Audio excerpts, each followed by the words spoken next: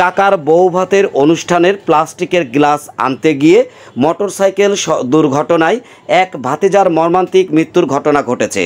ঘটনাটি রাজবাড়ীর বালিয়াকান্দি উপজেলার জামালপুর ইউনিয়নের লক্ষণদিয়া গ্রামের। নিহত ভাতিজার নাম প্রণয় সরকার।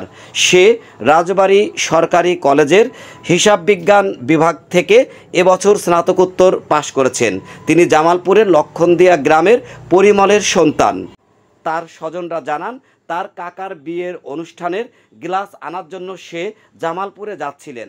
প্রতিমধ্যে মাটি কাটার একটি ট্রলি সঙ্গে তার এই মোটরসাইকেলের মুখোমুখি সংঘর্ষ হয়।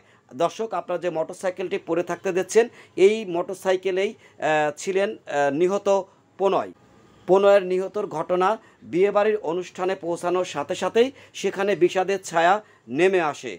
দর্শক, আমরা চাই না প্রণয়ের মতো আর কোনো যুবক এভাবে সড়কে তার প্রাণ ঝরে যাক। আপনারা যারা মোটর সাইকেল চালান, আমি অনুরোধ করব আপনারা অবশ্যই সতর্কতার সাথে মোটর সাইকেল চালাবেন। এই দুর্ঘটনার খবর পেয়ে বালিয়াকান্দি থানা পুলিশ তারা ঘটনাস্থলে পৌঁছেছে, আপনারা দেখতে পাচ্ছেন, এবং তার যে বিয়েবাড়ির অনুষ্ঠান সেখানে স্বজনদের যে আহাজারি সেটি আপনারা দেখতে পাচ্ছেন।